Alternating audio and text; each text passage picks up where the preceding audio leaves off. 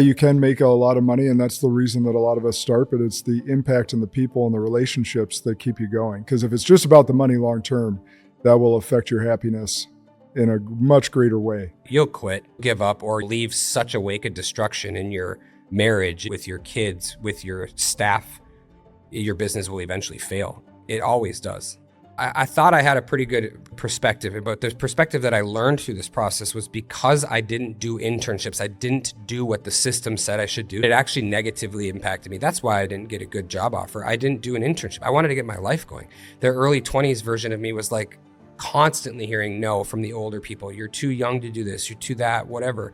And what I learned was that there is a system, and sometimes we need to play it. If I look back at it and I would have understood what I learned now about how we maybe need to play the system in certain situations, I would have maybe done that a little bit differently. It gave me that perspective that we live within this, I'm not sure what the word I'm looking for is, but we live in a society and in a system that sometimes we have to play the game if we want certain things. And if you don't play the game, you could then choose to be the victim, or like you said, get out and dictate your own worth. How are you telling your kids today, since they're going into college, one in college, one going into college next year? What are you telling them to play the system?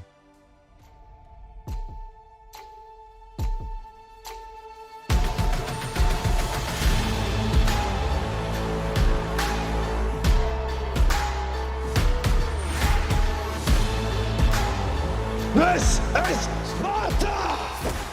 Imagine surrounding yourself with people who challenge your thinking, cheer you on, and hold you accountable to the future you say you want. That's not just a dream, it's a mastermind. No mind is complete by itself. It needs contact and association with other minds to grow and expand. It's often been said that you will become the 5 people you spend the most time with and the books you read. So who are the 5 people you spend the most time with? Are they challenging you, or are they enabling you? If you have someone in your network that's challenging you, tag them below. Because masterminds have meant so much to me in my life, I created the Bridge Builder Mastermind. This is a hyper-local group to the Madison, Wisconsin area. If you're looking to find the right people to plug into that are going to challenge you, hold you accountable, and support you in your darkest times, I want you to go to www.joshkosnick.com/mastermind. We'd love to plug you into our network.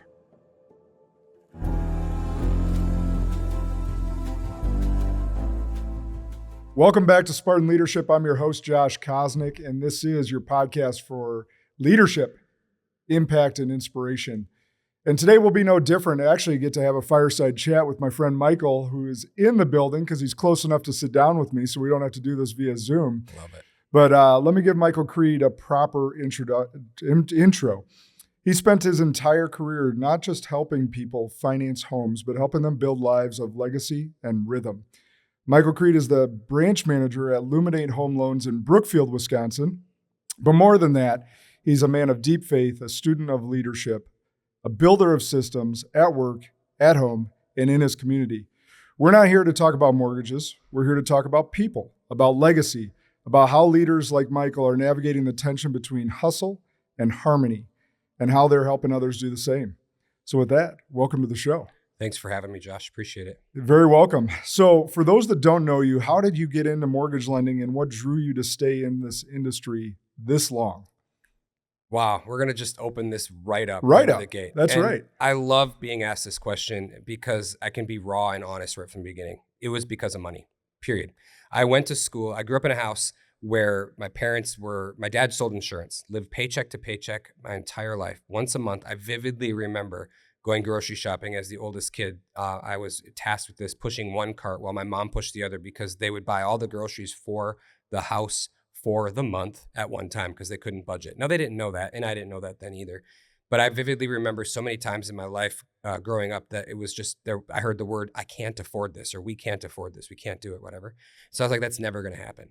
So I go to college, and as a typical overachiever, I got married, had my first kid before I even graduated, and also didn't really know what I wanted to do in college. That's a different story. But after I graduated, I was managing a camera store at the time. My first job offer was only a couple $1,000s above what I had been making at the camera store. And I was like, I did not just work full-time work and school to try to get this degree to have a tiny little raise like that, right? And so I saw an ad in a career builder, promising it was like today, it's such an illegal ad, and it probably was then too, but it was promising a 6-figure income. It was 100% commission. So there was no guarantee that was going to happen, but it sounded like there was. And I was all in. And my wife and I moved with our 8-month-old down to Louisville for this job. And yeah, I made it. I did hit that promise in the first year, which at that time I thought I was amazing. 24 years old, maybe 25 at the time, early 20s, 6-figure income. And then I just thought, this is it. This is awesome. And I did it that way for a long time. Housing market corrected that. I was brought to my knees, would maybe be the best way to put it. It was bad, and that's for a longer story. But for a long time, the reason that I stayed in it was because of the money. But at the same time, I'm good at it. Like my strategic thinking helps people make right choices. And over time, I learned what the 24-year-old version of me didn't know or would have never believed, to be frank, is that money doesn't buy happiness. It maybe provides some additional things, security and other things that way that we might rely on. But at the end of it all, it came to the point where the happiness that came out of it was helping people build wealth. I've had so many clients over the years that have taken our advice, talked not only with the mortgage perspective, but also taken the advice of connecting with the wealth manager, connecting with an estate planner, connecting with whoever, that they ultimately get themselves into a spot where they become wealthy because of it. Not because of what I did, but because of the people that I was able to bring into their lives that helped them achieve the goals that I knew they wanted to achieve. That's awesome. We have a very similar start and career arc. So I was 24 when I started in financial planning, 100% commission world. Okay. I got told no for a raise at Best Buy when I was a sales manager, and that didn't sit well with me because I was always taught if you do better, you get more. And I was running a top 5 store in the country and knew others getting paid more than I was just because they're older than me. Sure. I was a college dropout, so they could underpay me. And so when I got told no for a raise, I was like, I need to go to a place that, I don't have a ceiling. Yep. That I can dictate my worth. And it's fascinating. You go into that world and it's eat what you kill, just like yours was. And yeah, you can make a lot of money, and that's the reason that a lot of us start, but it's the impact on the people and the relationships that keep you going. Because if it's just about the money long term, that will affect your happiness in a much greater way. Right. You'll quit, you'll give up, or you'll leave such a wake of destruction in your marriage and with your kids, with your staff, that your business will eventually fail. It always does. So you were a homeowner before finishing college, not only a father, but a homeowner as well.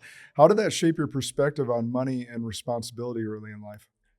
I thought I had a pretty good perspective, but the perspective that I learned through this process was because I didn't do internships. I didn't do what the system said I should do, similar to what you were just describing in your story, that it actually negatively impacted me. That's why I didn't get a good job offer. I didn't do an internship. I wanted to get my life going. The early 20s version of me was like constantly hearing no from the older people. You're too young to do this. You're too that, whatever.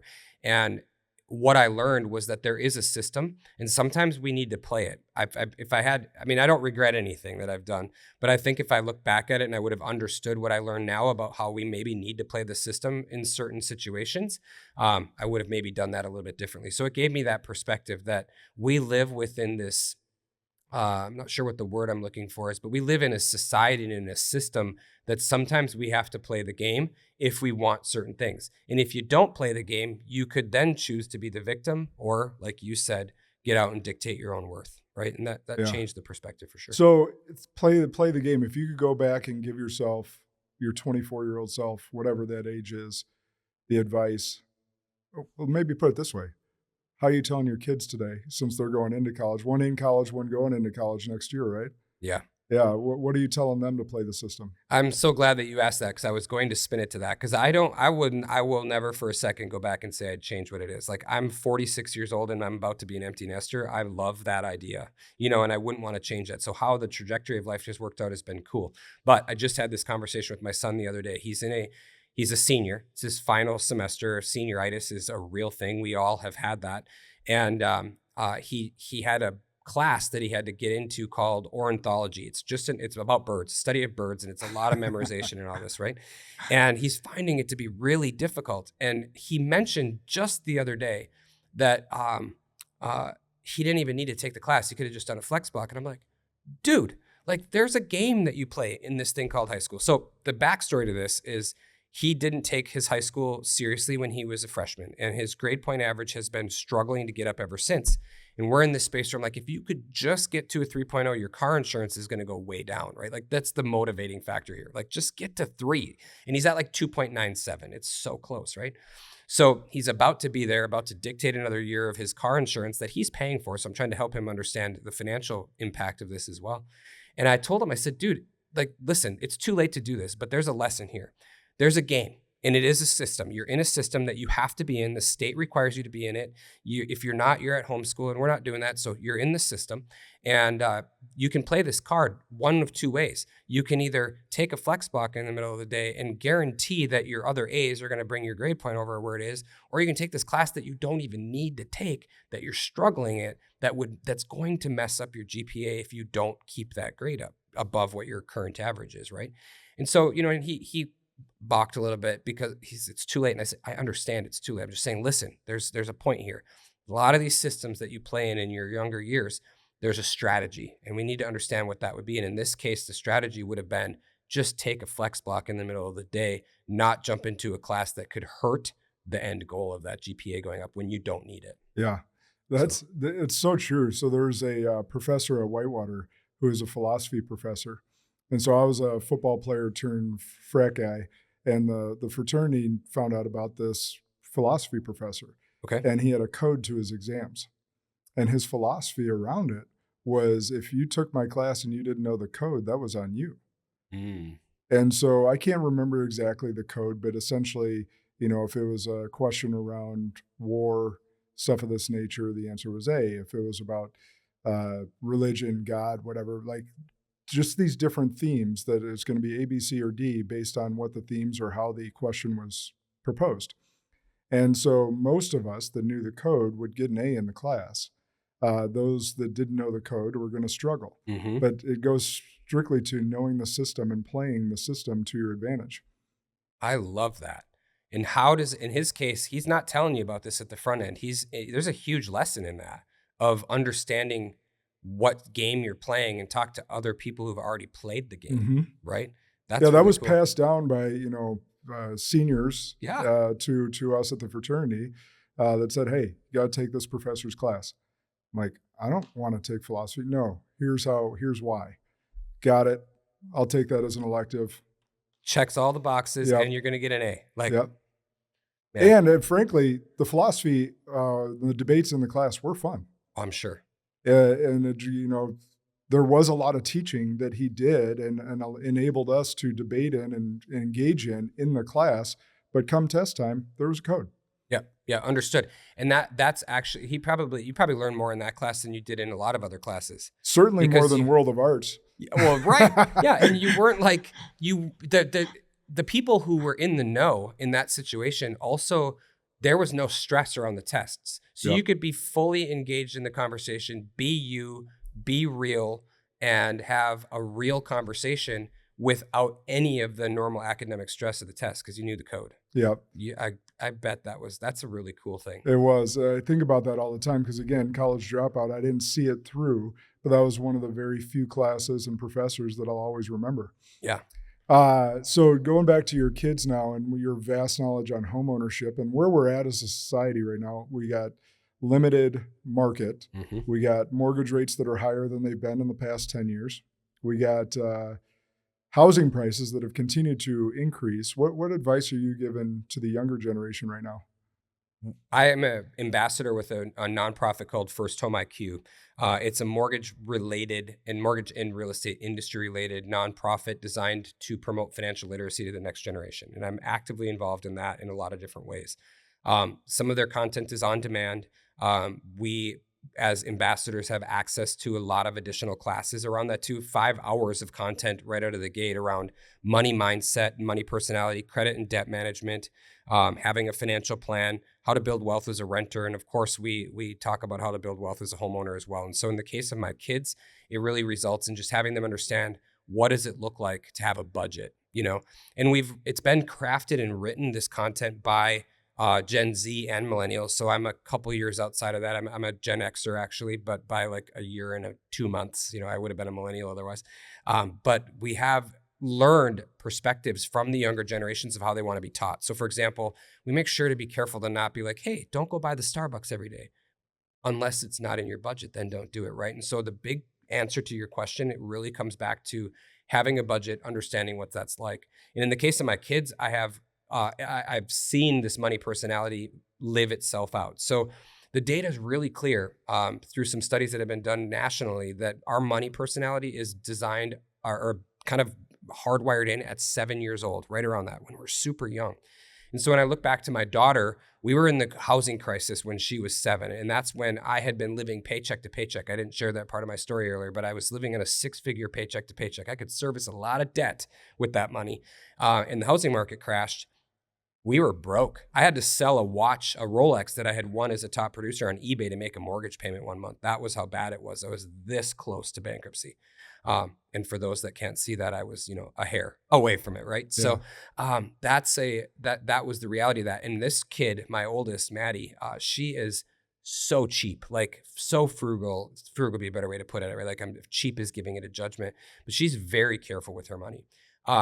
So I'm helping her understand that there's actually a strategy to use this. And when people need the money or they call for it, that we don't just spend it, because she wants to just be like, sometimes it makes sense to spend, sometimes it doesn't. So in her case, we're working through budgeting in that way.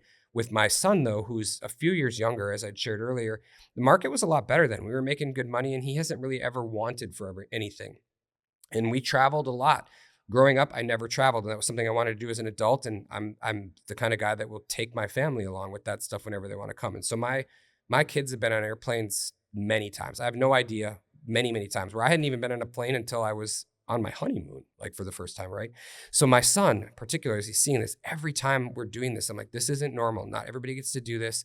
And we're doing it in a budgeted where I play the card game, the points game and all that. And when we travel, a lot of times I get free flights, free nights, free cars, like all that kind of stuff, because I know how to do this. So I'm teaching him that while understanding that this isn't just about the money, because you're going to be out. If you're spending money on all this, it's going to be that way. But still, we still have to talk about budgeting. And his was really challenging because I had to figure out the motivation for his story. So he at first was just spending every dollar that he got. And I had finally had him go through the on-demand stuff for First Home IQ to understand the budget, and told him he lost his driving privileges until, aside from just going to work, until we had a budget dialed in and he had a process in place. And then that was still not working. And so we worked through figuring out for him that he brought this up. This was his insight, which was really cool to hear. He's like, I don't really have this relationship with money because it's all going into my bank account and I'm just using my debit card, over and over. And so we found a way through his idea that his spending money, that money that he could just use for whatever he wanted to, that was outside of the budget, the discretionary money, so to speak, he would pull that out of the ATM every time he got a check. So he'd get his check, put it into his spreadsheet, say this much goes to savings, this much goes to tithe, this much goes to, the car insurance and all that stuff. Here's the extra money. And it was like green cash that he could use. Yeah. So it's all about teaching, finding out where they're at. I mean, two very different people, same generation, both Gen Z, figuring out where they're at and helping them understand that. But it comes back to an awareness there. And I think my son's insight is the big takeaway here. Our kids don't have a relationship with money like we did, because there's this, it's all cashless today, Yeah, that's so good. Because I think a big lesson for kids comes in when they get that first paycheck and they see taxes are taken out. They're like, wait, what is this? They're like, welcome to being a taxpayer. Right. And they're like, wait, like how much is getting taken out? And it's a lesson to be learned. But you're right, on the debit cards, the credit cards, stuff of that nature, it doesn't make it tangible. Right. They don't see it. I remember freshman year at Whitewater, them getting us to sign up for credit cards outside the dorm. I think I got a free t-shirt, and then I had a $500 credit card, and pretty soon that's filled with beer purchases. Correct. And I'm maxed out, and now I'm paying 20% interest or whatever it was. Yeah. And that's up to 30 now. One of the things that I've been talking about. So that process happened when I was in college too. It's not legal anymore. So it's a little more covert that it happens now. But as I've do my reels for this kind of stuff, because a lot of times I'll talk about this on my Friday reel posts, is about financial literacy. The credit card offers are coming in the mail to my house constantly for my daughter. And they're like they're so on point. Like they're doing this, it's like a free t-shirt, but it's about her personality and her piece. And those interest rates are in the 30s now. That's ridiculous. Mm-hmm.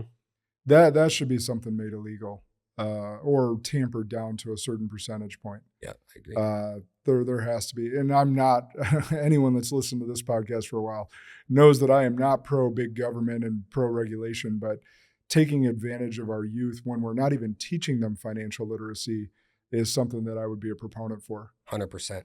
Wisconsin, you probably know this already, made a law that actually everybody graduating starting next year has to have a semester of financial literacy from their high schools, which will be cool. Did they finally get teachers involved with that?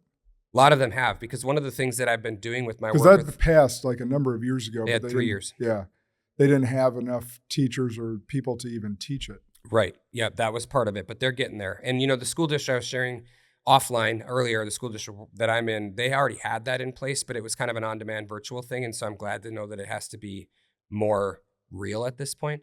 But it's been, a lot of schools have implemented it already. They had until I think 2026 graduates to like actually make it happen. But I found, because that's one of the things with the First Home IQ piece as well, is they have a full curriculum that they'll provide teachers for free around the country. It's being very much adapted. But in Wisconsin, my experience was most of the schools that I was reaching out to that I had contacts with, they were already well developed and, are on it, and going that way. But they do. So I'm excited for that, because your point clearly of the big government, I'm in the same boat. I agree exactly. But that we're taking advantage of the youth and not even teaching them is a real problem. And that is the biggest, that's a crisis in our country. When Wisconsin passed that, because of my financial planning background, we were only the 7th state out of 50 to mandate a personal finance course in high school. Mm-hmm. And I don't know if any other states have added it, but just think about that. That means 43 states aren't teaching a lick about money to our kids. And a lot of them are the big states with a ton of people in it. Yep. Too. Yep. Very, very true. So you talk a lot about and passionate about replacing the idea of work-life balance with rhythm. I love this concept because I talk about either integration or harmony to your rhythm, because I don't believe in work-life balance. And only the reason I say that is because balance indicates 50-50. Mm-hmm. And there's never a time in our life that anything lines up 50-50, no matter where we're at. So what does that look like in real life for you? Yeah, I have this, I laugh right now because I have this idea of what an ideal week looks like. And I'm not even near living that right now. It's just such a busy season we've had just so much going on. I just yesterday had a surprise trip up to Michigan for my grandmother's funeral, and up and back in the same day. That's not rhythm, right? Yeah. That's like make it happen. And that comes on the heels of a week of vacation. So my schedule this week was already stacked to the gills before the surprise got thrown in, right? So for me, it starts with the ideal piece. I know that if I get to do exactly what I want to do intentionally, I'm going to have 4 workouts in the mornings throughout the week, which are lifting, 4 workouts in the evenings throughout the week that are usually cardio mobility related. I'm going to have a date night with my wife. I'm going to have breakfast with my son. When my daughter was home, we would have a meal planned as well, because we don't do family meals well. Even if we did, no one's home. So we just don't, right? And so that's not an area that's really worked well for us. I'm going to make it to church, of course. Get involved. I'm involved as a leader currently. I have been for many years for the youth group within our church, as well as the high school guys mentor leader. So all that happens, and then work fits into it, and I have all of my work day is ideally written out within my reminders app on my MacBook that kind of runs different lists that tell me what I need to do on certain days as well. And so basically, to answer your question directly, I have a plan of what the ideal week looks like and the ideal month looks like, and all those things pop up in my tasks. I'm very task oriented. That's how I'm wired. To the point where I oftentimes have to be like, there's a couple too many tasks here, Creed, get rid of them, get some of them. So it's this idea of giving up to gain. I talk to my team about it all the time, which often is my case. I'm really good at giving other people advice on stuff, and oftentimes catch myself in the spot where I'm not following my own advice, but I'm aware, so I change it. But then also understanding that ideal week is just that. Like, it's never going to be at 100%. It's no different than delegating to teammates. This idea that when we delegate something, it's going to be perfect. Over time, it can be, but at the beginning, it's not going to be. And so being okay with not checking every box, not ticking everything off, not doing whatever, but there is intentionality to every piece of my life. And it starts with that ideal plan. And then we shift from there. And I think the biggest lesson that I've learned through doing this is that I need to carve out a lot more time than I thought for fluidity, for margin, for even being able to do things like this. Fridays are a wide open day for me all the time. No client appointments ever land on Fridays. I can do what I need to do and be where I need to be on Fridays all the time.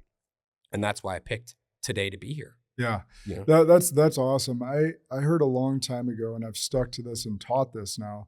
You have your have tos and your want tos in life. Mm-hmm. And if you design your calendar, your ideal calendar, like you're mentioning, with your want tos first, the have tos are going to fit in there. They do. And so it's making sure that the church, the mentoring, excuse me, the breakfast with your kids, whatever them, being at their events, whether it's sports, dance, whatever, that's in your calendar first. Those are your workouts. Mm-hmm. Those are your want tos. Your have tos are going to be there no matter what. However, if you do it the reverse, the have tos bleed into all the want tos. 100%. And so, and then the fluidity piece, I love that because in just Wednesday, I had some flexibility. However, I'm in a huge busy season, getting this book finished and out by August, a couple events going on that we're planning. I could have made an excuse really easily to get here as soon as possible. It was my kids' last day of school. They had chapel service. Because of the weather, they were going to have some after school thing.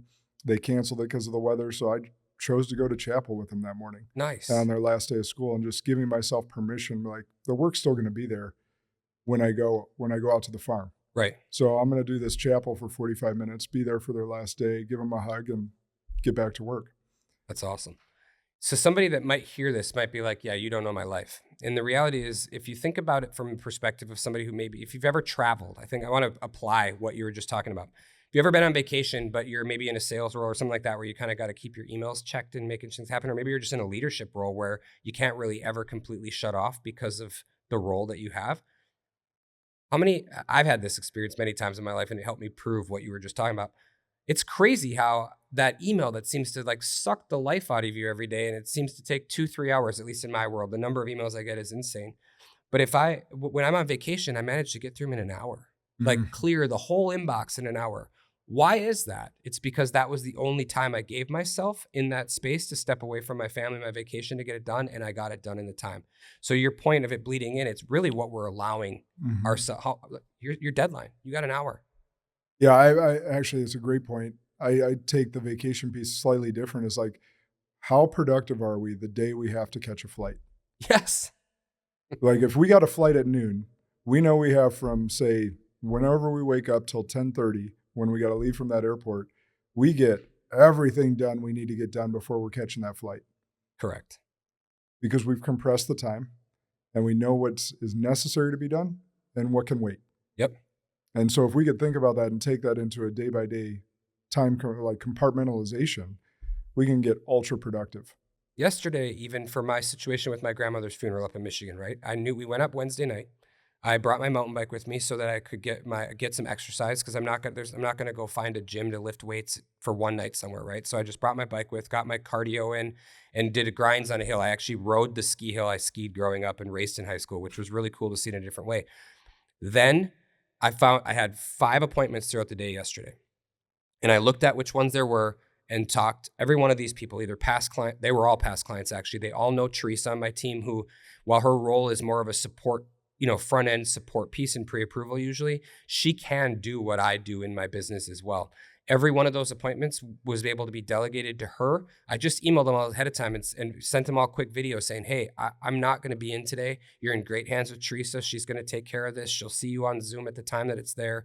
And then one meeting that was a new invite, that was also a new connection, but also kind of low priority, because we have to understand the impact that the people, the impact of the connections that we make, what will they do for our lives, for our business? And every person is important. I want to be really clear about that, but not everybody has as much impact or access to each person. They shouldn't anyway. If you're running your business properly, you're prioritizing those. So of all these meetings, every meeting happened except for one. The one that was low impact, low priority for me, we rescheduled because I couldn't delegate that. And it wasn't important for me to step away from our post-funeral luncheon to have that call in this example, because it was more along me providing value to this individual than it was about bringing value to my business, if that makes sense. And so we're going to reschedule that one because this has become a priority. And then my wife drove home last night, and I cleared up everything that needed to be done in those 3 hours on the road. Literally took a whole day off, unplanned, last minute, and still, because of the right mindset and with the right people around to be able to delegate and trust, I didn't come into this morning freaked out at all. Right? Does that make sense? No, it makes a ton of sense. So I was even thinking the receiver's end too of that one person that was lower priority. How many times do we get reached out to via text, social media DM, stuff of that nature, and people expect an immediate response? And we're guilty of it as well, expecting it because we have this instant access world nowadays with text, with email, with DMs. We expect the immediate response. Like, I've just learned to give people grace, because for me, like, unless it's urgent, I'm not going to respond to you right away. Right. I will respond to you. I respond to everyone. But unless it's urgent, I got so much going on between managing 3 businesses and raising 4 kids. Oh, and trying to be a good husband. Oh, and trying to be in shape for myself so that I can be the best for you, and all the million other things beyond that. I will get back to you, but it's going to be on my time unless it's urgent. Right. And I think the receiver on that end has got to give grace to those and understanding that, like, it's interesting when someone apologizes to me for being delayed on responding. I'm like, hey, productive people understand productive people. Yeah. And give them that grace. And thanks for the response. And we go from there. Yep. That's very true. And I think another way that people can look at what we just talked about is that we think some people are more important than others. And the reason that I'm saying that is just this morning on my drive over, talking to one of the loan officers in my team, we're talking about, hey, you've had 8 lunches with this real estate professional that's only closed 4 transactions in the last year, and you didn't close any of those, and you're buying that person's lunch. And they don't get your time anymore. And he's like, but I really love this person, and they're a human, and I love all the people. And that's true. Like, let's be real. They're humans.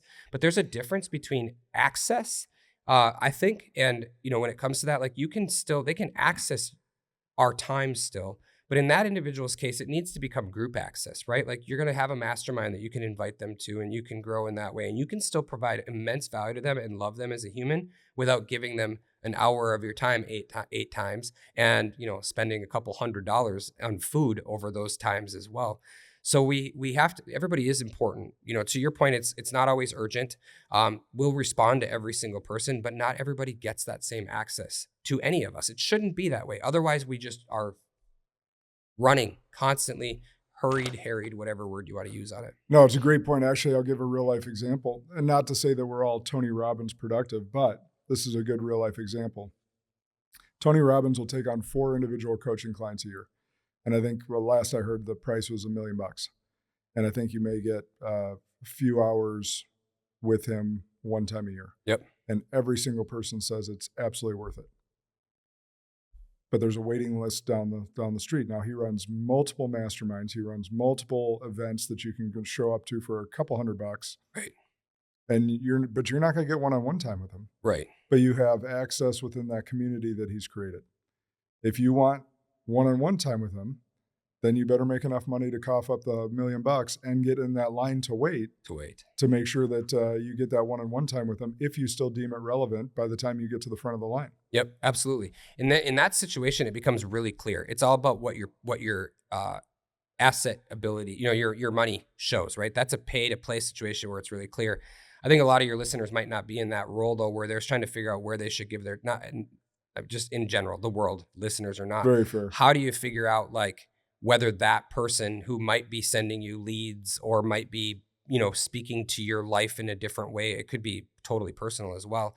How do you figure out where those people are and how you allow that access in when it's not about the paycheck, but it's the intangibles? It's, that piece of it too. So it's then, for me, that's a great point. The filter that you pass it through, right? If you're laser focused on a vision, a mission, and you have a core set of values, those provide the filter for who gets access and when. Yes.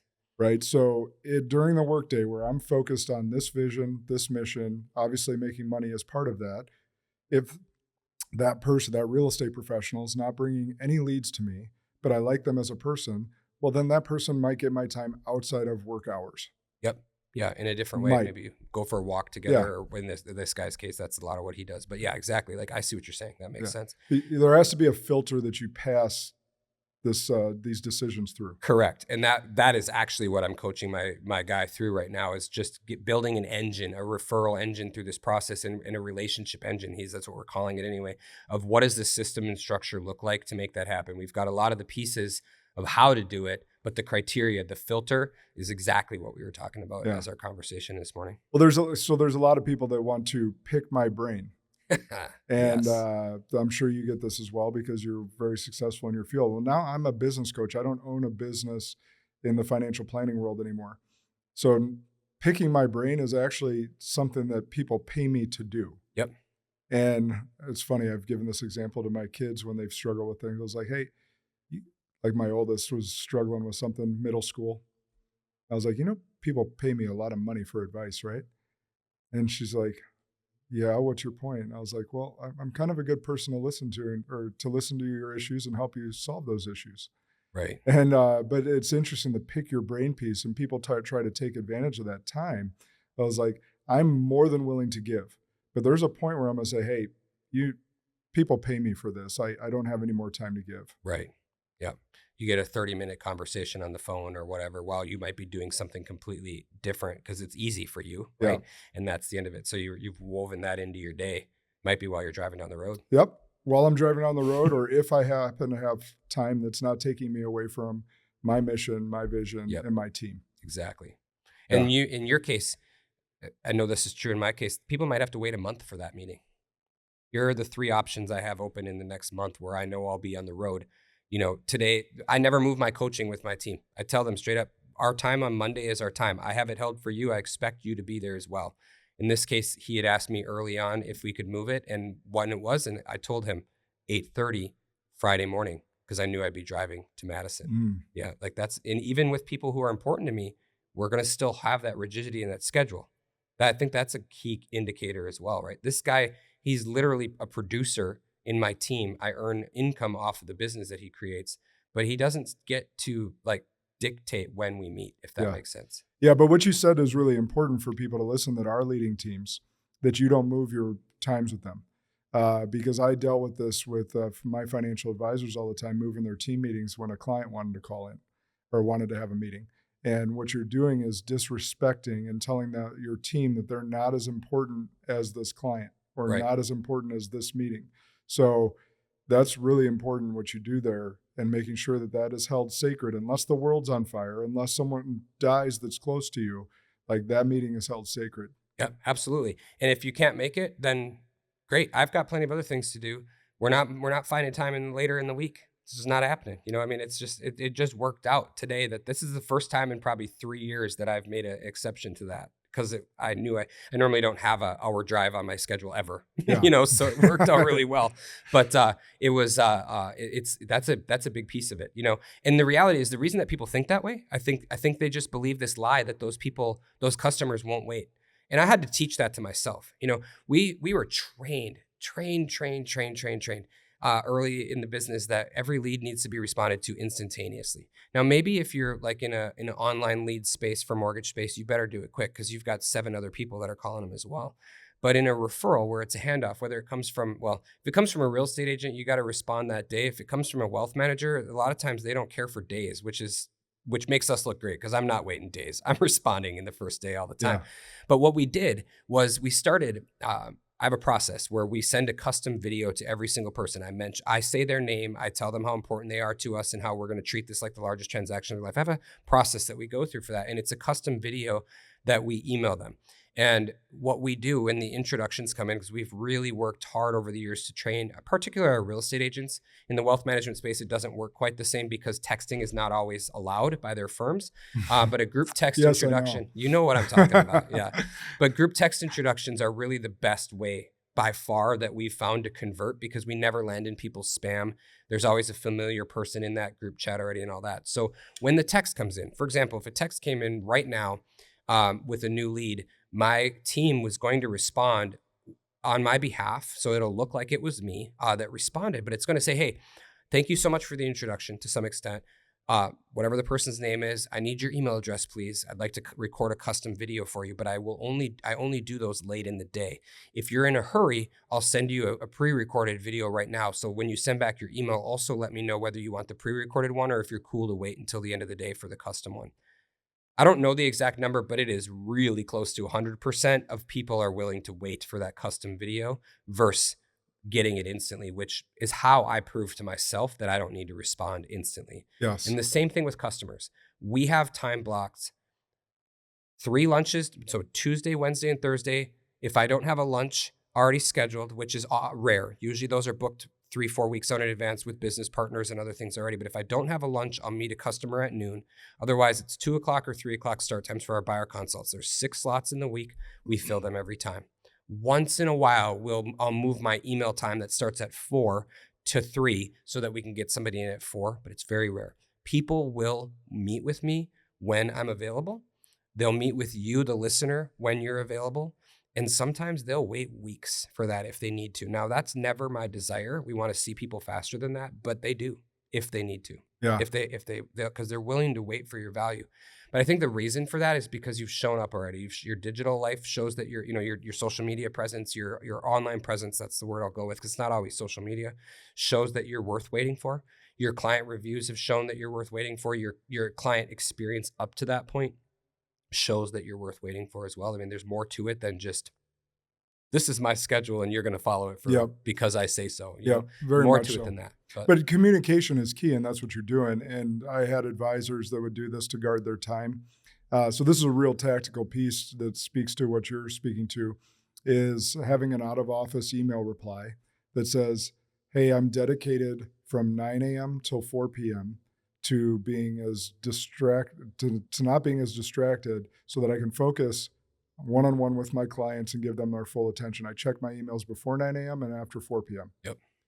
If you need immediate help, contact my staff people at ... And it's just a really easy out-of-office reply that shows that you're paying attention to who's in front of your face and that you can expect a response before this time or after this time. Yeah, it's huge.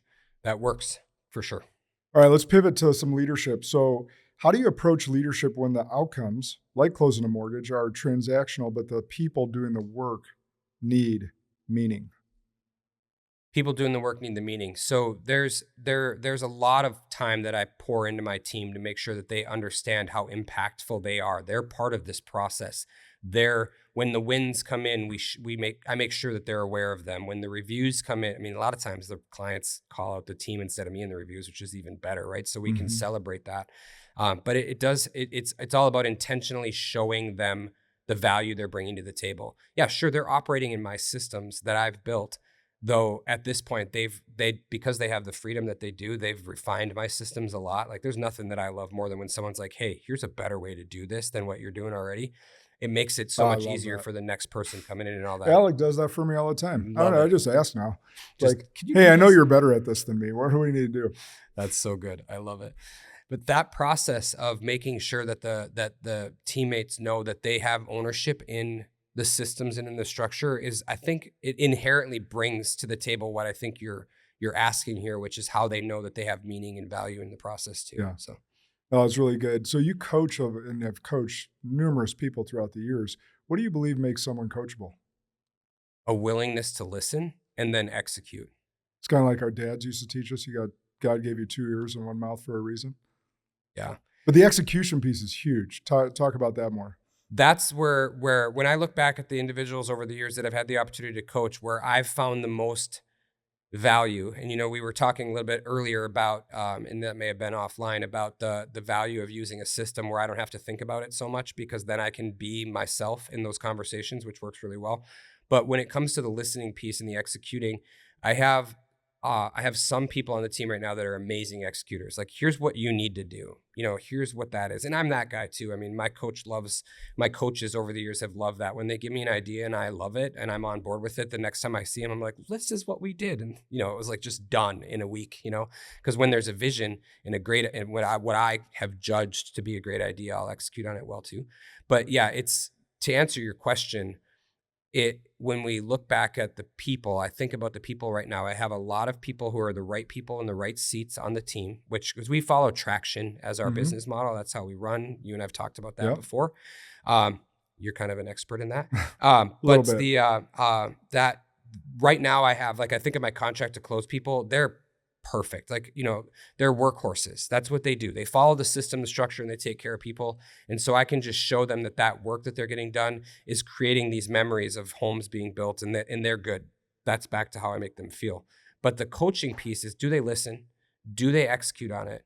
And I guess, I don't know, I'm in a spot right now where in my career and in my life, if you're not going to execute on the stuff we talk about, if I have to talk to you about the same thing over and over and over again, particularly in a sales role, I'm getting better at terminating that relationship faster. I've been guilty of holding on to people way too long, way too long. I have a recent example of that where there was more to the story. It usually is. It's a little messy, where I kept somebody on board way too long, paying them a draw while having no revenues coming in. But because that's where the personal piece can come in that area where you're like, oh, I don't really want to be that guy. But I feel like I got a little bit blurry on what we were asking here, but that idea of the executor, the person not executing, getting that done, that's what I mean, not the executioner, but getting that conversation going and understanding and calling people out, like, hey, you have said you want to do this 3 or 4 times now and you haven't done it yet. Why? And if there's not a good answer to that, we either need to pivot them to a different role, or as many cases, just offboard them, coach them out off the team. See you later. Sorry. I don't mind that little blurry there, because I think there's a lot of entrepreneurs that struggle with that, when to let go. So have you built any system, or do you just go with gut feel on when to let someone go, when to cut them loose? I do not have a system for it, to answer your question bluntly. I do based on gut feel, but really there needs to be a system. There needs to be a metric. And I'm the kind of guy, so the situation in this one, it's too fresh. This could be heard, so I'm not going to talk about it because it is confidential and HR stuff. But at the end of the day, it was messy. There was something else going on in this individual's life that I felt I needed to give that person a lot more grace than I normally would. This extended almost a year of paying draws with maybe 1 or 2 closed loans. So I was way in the hole with this individual, to the point where I had done the math, and all of the profit that my business had earned from their sales before the issue that happened was gone. It was a net loss of that individual's entire tenure by the time I made the decision to let it be done, if that makes sense. Not a wise business choice by any stretch. But at the same time, it was a really good exercise for me in the humanity of it all. But yeah, so there's not a system, it's gut, but the gut usually is real, and in some cases in my career, my coach, I vividly remember an individual that struggled with narcissism. I didn't even know what narcissism was. I thought it was. And finally, my coach was like, I think he was honestly sick of hearing me talk about this person and the problems they were creating. And he's like, could you just do me a favor and look up the definition of the word narcissism? And then I read it and I was like, that is exactly what I'm dealing with. Textbook case, which changed everything. So an awareness, which is what a system would create, to get back to your question, around people and structure and numbers, is definitely necessary. I don't have it. Yeah. I think, so the gut feel is real. The gut brain actually has more neurons than our brain. And when you're having those feelings, I think there's some questions that you can ask yourself around, have I done everything possible to lean in and give this person the tools to succeed? If you can answer that question, yes, then it's probably time to let him go. For sure. There's some other nuances, like doing regular reviews, utilizing the people analyzer and going through, which you and I both know with EOS and Traction, the people analyzer helps you with understanding, are they living up to the core values that you've set forth? Do they GWC the role, get it, want it, have the capacity to do it? And if you're setting up regular reviews, if you've created a performance development plan for them, to continue to grow and they still can't do it, then it's time to let them go, because it's what's happening there. It's either a wrong person, right seat, or right person, wrong seat. And either way, they're a drain on the overall revenue to the organization, but more importantly, they're a drain to the culture. Yep, and the time. And I think I love that. That academically works perfectly. And then you throw in messy situations like the one that I was describing. I knew and know everything you're talking about, and that is in place. There's not a metric, so to speak, but well, I like metrics to be numbers. But in the case of the GWC, for example, that piece of it, that is a metric. Mm-hmm. It's just not a number. You'll still make exceptions. Oh yeah. At least I will. Oh, I'm guilty as well. Yeah. And it's funny you talk about the narcissist. That's what ended the financial planning thing. It was a narcissist in my culture. So I've written about that in my book, and that'll come out in August. But the narcissism and learning about that and the struggles that people have with it, I can interview for a narcissist perfectly now. Got it. But it's learning about, it's going through those hard experiences and costly ones. Oh yeah. That help teach you these things. So now some of the coaching I do with business owners, leaders, is teaching them based on their core values how to interview towards those, as well as learn how to interview for people that may be, whether it's narcissist or some other personality disorder that is just not going to be a good culture fit and is going to cause more problems than help. Right. Yeah, and having that from the top, having that mindset from the top down, I think is also important, because that was one of the things that in the case of my story, I knew there was something wrong with this particular, individual, but I couldn't pinpoint it. That's where the coach ultimately got into. But the person that had hired this one was willing to put up with that stuff just for the money, just for the revenue, right? And so that's a whole nother podcast for a whole nother day. But having sometimes people are in situations where they have some leadership, but there's a leader above them that's like, no. You can't act on this because it's about the money. And, it's a wrong person, right seat. They're immensely talented. They may be bringing revenue to the organization, but they are a cancer in the culture. Correct. Yeah. And that's not, and some people will say it's worth dealing with that. I will tell you it's not. Oh, I can, yeah, I'm on your boat. Agree. It is not worth it. I'd rather be broke than deal with that based on the experiences I've been through. Yeah. I know I won't be there. The peace, it disrupts your peace, and that you bring that home with you. Yep. Because you're especially in that narcissist scenario, they figure out very quickly how to push your buttons. Yep. And then they almost turn it to you, not almost. They're very good at making it seem like you're the issue. Mm-hmm.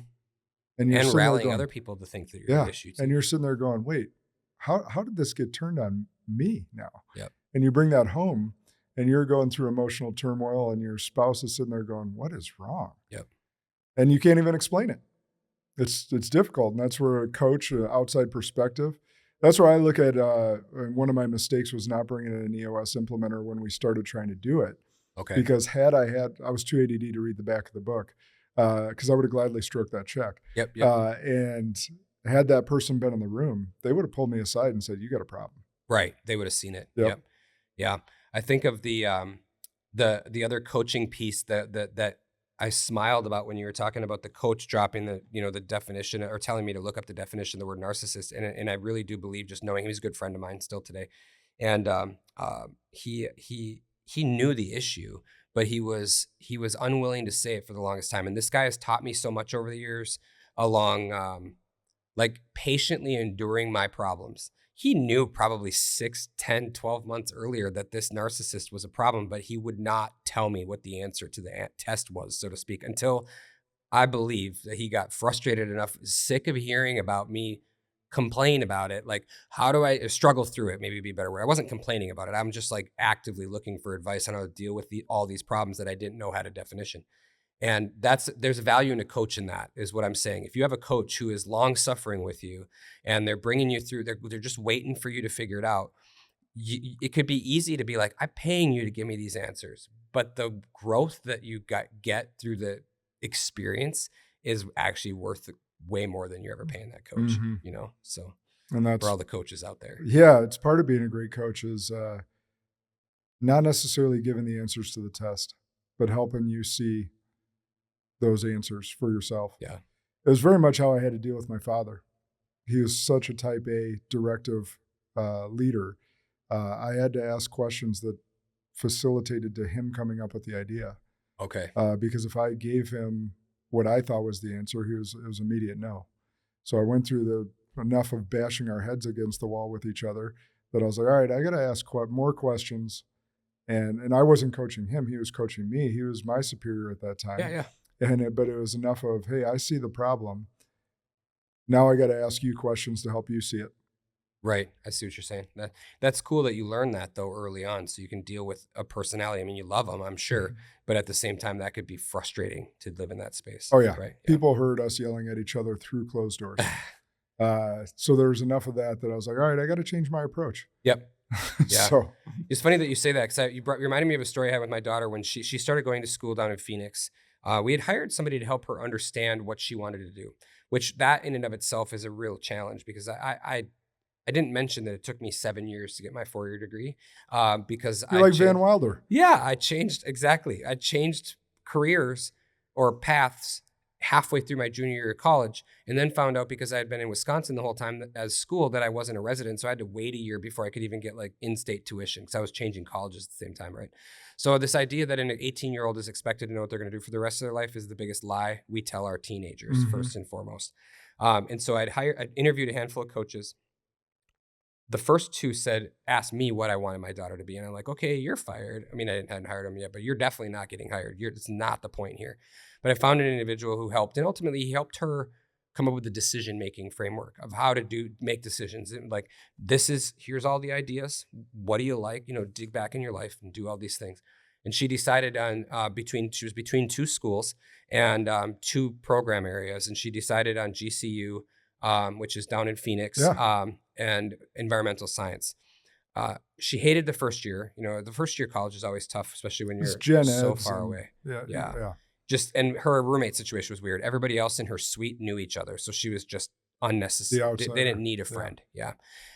But the second year, she moved into a upperclassman dorm with all the people were seniors, and it was going amazing. But halfway through that second year, first semester, she realized that environmental science was not her jam. She really needed to be outside more. This is a very adventurous girl. She loves being outside. She and I have done some wild hikes, iconic hikes in the U.S.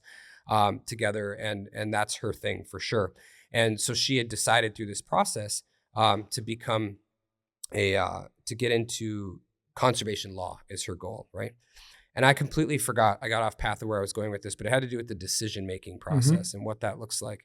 And we get through, when you understand how to make a decision properly, it takes the emotion out of it. And now I'm remembering what I was telling you. She wanted to talk to me. You reminded me of this story. She wanted to talk to me about transitioning from Phoenix back to Wisconsin to go to Stevens Point, because they're one of the best in the country for conservation law. So we have this conversation. I vividly remember I'm standing in the ski shop with her, and I'm asking her all these questions. She's just, it's all emotional and all these kinds of things. And I'm like, these are not decision-making answers to questions, right? And so she says to me, because I'm asking her, I'm drilling her on all the questions, right? And she says to me, and she's like, I don't know how to say this, and I'll be really respectful, but you're kind of being an ass right now. And I'm like, and you're really frustrating me. Like, you're just so logical about it all. And I'm like, well, Maddie, if you know that about me and you value my input, because she also shared with me, I told her, I don't care what you do. I just want you to be a happy, productive member of society. But she's like, I need your validation. She literally articulated it to me. I want you to approve this change, but I'm frustrated kind of with how you're just going so logical about it. It's like, well, know your audience then, right? Like, how about you put together a report for me on why this is the best choice for you? I'm happy to read that and engage in that process with you. And so she took the time, she put together a Google Doc with all these links and all these logical reasons around why she should make this move back to Wisconsin. I mean, do you think I didn't want my daughter to be a 2-hour car drive away versus a 4-hour flight? Like, I'm all about you coming home, but it needs to be for the right reason, right? And so we had walked through that and having that, it was a parenting lesson. I'm like, hey, know your audience. You learned on your own, know your audience. She called it out in frustration. I gave her the advice of like, hey, write the Google Doc. And in that, there was so much like that. She became an adult in my eyes reading that thing. She went from a kid to an adult in that presentation she put together, because that's where she shared she needed my validation, even though I even though she understood that I didn't. I don't care what my kids do. I don't have this like fake dream of what they're going to be when they grow up. I just want them to be, I want them to be believers. I want them to be Christians. I want them to understand their faith and have a real relationship with Jesus. And I want them to be productive members of society, whether that's working down the street, living that life in that area, or owning, $1 billion business. I don't care. Just love what you do. Yeah. Don't get into it for the money like I did, as we kind of started this out with, is kind of where I'm going with that. No, but that parenting framework is huge in understanding your dad or understanding your kids, for those who have kids, and helping them understand you teaches them a massive lesson on how to understand the world later. Yeah. So speaking of legacy, which I know part of your kids are part of, and I love talking about the legacy. So thinking about generational legacy, what does that mean to you, and how do you keep it at the forefront while working on all the short-term goals? I love that you asked this, because I was asked to speak at my grandmother's funeral for just a minute yesterday, and that's exactly what I talked about. And so for me, legacy, I truly believe that legacy lands at faith, right? I know that you were recently baptized. I'm talking to another brother in Christ. And for me, that's where legacy goes all the time. I know that not every person out there is going to believe that that's the case, but I don't look at it as having boatloads of money to leave behind. In fact, I'm a big advocate of living legacy, living giving. I mean, there's so much equity in the world right now, both in houses and in people's portfolios, that people have enough money. If we look at it from a financial perspective, they have enough money to like live extravagant lives for the rest of their life and still leave a 7-figure plus number to their heirs. And in that case, I advocate, let's give some of that money away sooner. Like, watch what your money can do now instead of when you're dead. Like, what does that look like? There's ways to do that, and wealth managers help people figure that out all the time. We did that all the time. It's how awesome would it be to give your kid, it's not a ton of money, $50,000 for a down payment on a house, and then watch that $50,000 over 10 years turn into a place where your grandkids grow up, and the equity is crazy at that point. It's different every year, obviously, but or to charity, or to anything that you're passionate about. Like, see it in action while you're alive versus wait until you're dead. Yeah. And in the case of all that, I think it's kind of hard to do with your kids, but in the case of like the charity, the public space, do it anonymously so that you don't get your name and your face up on the wall as this person, but just know that you were behind that, and watch that happen from an anonymous perspective. That's my personal opinion on all that kind of stuff. Like, I've taken extreme lengths in some cases to get money to places that I know it needs to be, that nobody knows that it was from me, because I don't want them to know. Right. Yeah. My father-in-law did that. We didn't know until he passed, and the church built a playground with his name on it, and all the different things that he had done that we're finding out from the hundreds of people that came to his funeral after his untimely death. We had no idea. Yeah. And we got to hear these amazing stories, but he knew. He did. And my mother-in-law knew, but they're private, and they kept it that way. And we get to be able to hear these stories, to see my wife hear about the impact her dad had while he was alive, was amazing. Yeah. And to that point, there's legacy in that too. That's the legacy, the tangible piece, but the intangible part I think is far bigger. And that is that he made sacrifices, I'm sure, in his personal lifestyle to be able to do that financially. Right. And the lesson that can be extrapolated out of that when you know the whole story is huge. And that kind of goes back to your question about the youth and the financial literacy piece too, the world is all about driving the most expensive things and having the biggest houses and having all that kind of stuff. And that typically results in a boatload of debt. For me, part of my story of understanding that money doesn't buy happiness was experiencing that as well. But also I get to see people's finances as exposed as they get. I see their credit reports. I see their bank accounts. I see their spending habits. And to me, I learned that a lot of those people that look like they have it all together are in debt up to their eyeballs. And so the guy, the millionaire next door idea that a lot of us know about and have seen stories that there's a lot of that around today still. And it's not the people usually with the yachts. I mean, they might be, maybe the yachts, but the people they're not the millionaires next door. But, the person driving down the road in the Ford Escape who has $10 million in the bank and they're living in a 1,000 square foot house. It happens all the time. Right. But nobody's talking about it because they're looking at the big flashy stuff. They're looking at the social media and the people that are renting Ferraris and going on sets to take pictures next to quote unquote their private jet. Yep. But it's actually a set where you can take these social media influencer 100%. pictures. They're looking at that stuff. Yep, and all day long.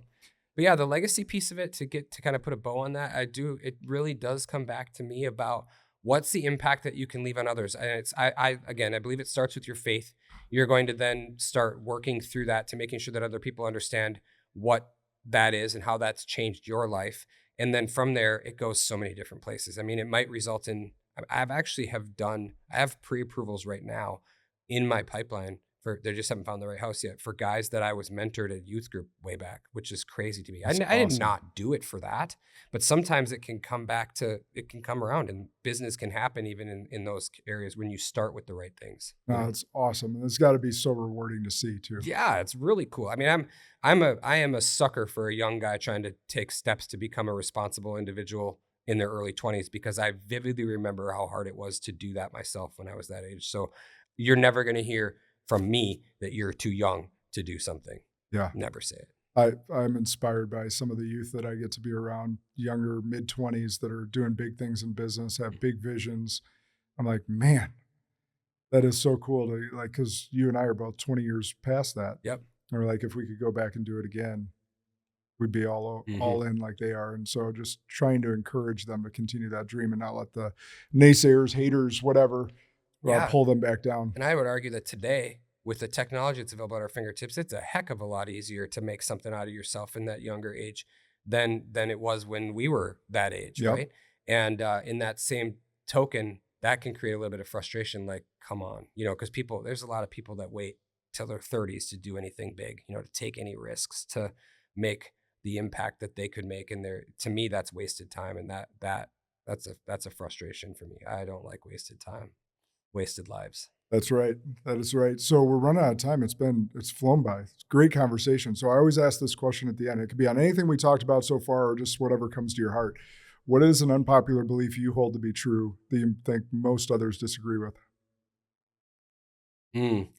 I think I'm going to go with my gut on this. I always do that. And I didn't pre-game this at all, so I love it. But I think that the unpopular belief is that I think is true is that, and that's the question that you asked, right? Yeah. Is that you can have it all.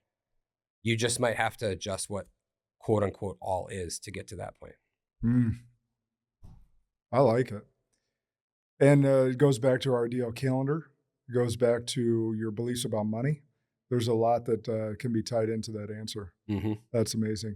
So where can people follow you, get in touch, get a mortgage, whatever? What's the best paths there? The easiest, most memorable way, you can check out my website, closewithmichael.com, or Michael the Mortgage Guy on Instagram. There's a underscore between each of those words. So Michael the Mortgage Guy, Instagram, with an underscore between each of them. Can't help it. What was the financial literacy course that you were talking about as well? It's called First Home IQ. And I'd be happy to talk to anybody who's interested about that. Just connect with me.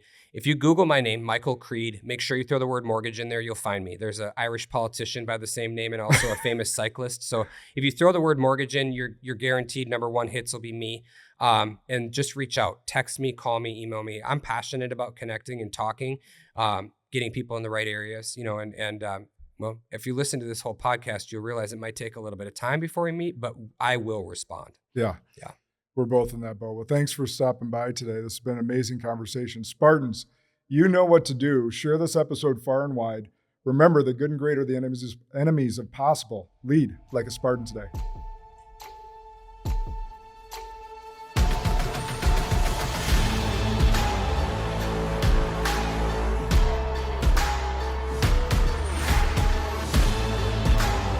This is Sparta!